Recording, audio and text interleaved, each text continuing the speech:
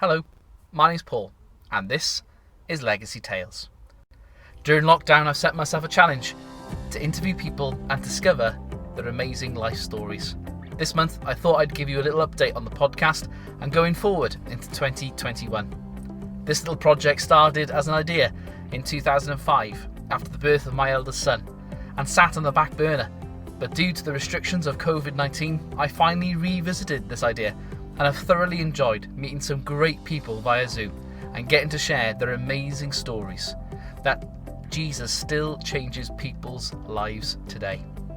There are plans for 2021, and the first one to drop in January will be with my good friend, evangelist Tim Payne. He's got a great story to tell, so do make sure you watch out for that one. Thank you so much for listening and for sharing this podcast with others. This podcast, I hope, is an open door for you to listen, to be encouraged, and for you to share with others as well, so that together we can share the message of Jesus each and every month. So to round off 2020, I've prepared a short gospel presentation for our church website this Christmas.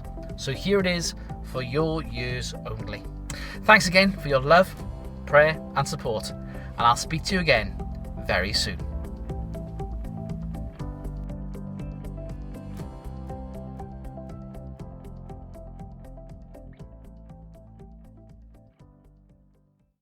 Welcome to Waterfront Community Church. My name is Paul, and every year families, not just in Britain but across the world, plan to have the best Christmas ever.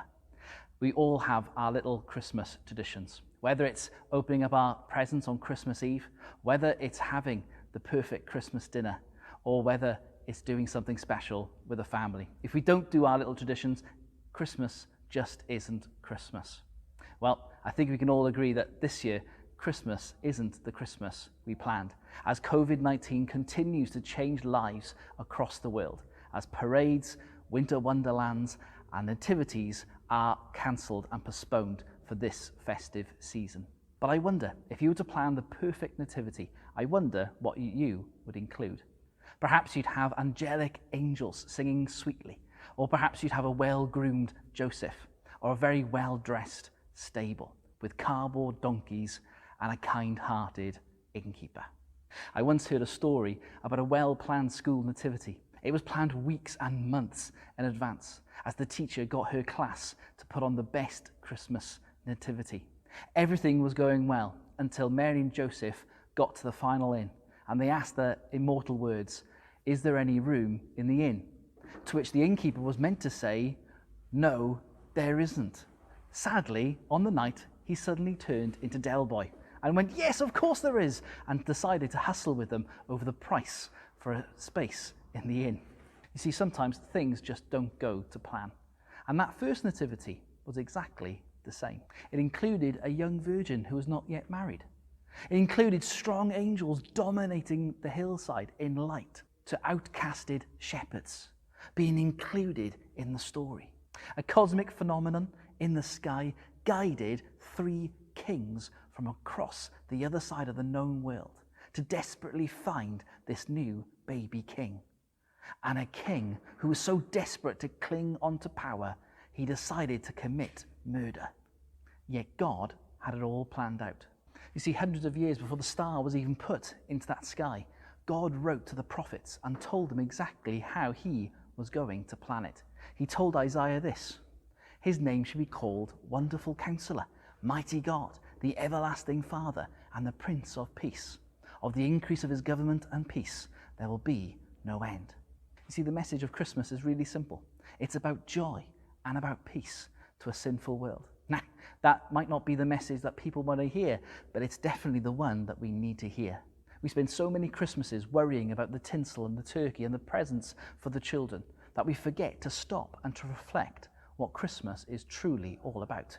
You see, it may not be the Christmas we planned, but this Christmas gift was planned by God for you and for me. That even though we do things wrong, even though we say things wrong and we do things wrong, we know that things stop us from being friends with God. Yet from eternity past, God planned for a virgin to bring a baby into the world, a baby who would change the whole wide world, who truly would bring glory to God and peace on earth, to rid the problem of sin and guilt in our lives. and to bring joy to the world and peace on earth. And he'd do that by dying on a cross and coming back to life again. So no matter what you've done in your life, this very time of year, you can ask Jesus to change your life forever. And it's very simple. Why not pray that prayer right now? Why not say sorry for the things that you've done wrong? Why not put your belief and trust in this Jesus, that he really did come as a gift to die on a cross and to come back to life again, to take away the sins in your life and the guilt and shame in your life, and to bring you joy and peace now and forever in his home in heaven. And if you'd like to find out more, we have books here at the church. We'd love to give one to you. Fill in the form below and we'll send one of these books out to you. And here's one for children as well. Have a wonderful Christmas. Even though it's not the one we planned, I hope you have a great time and a great new year as well.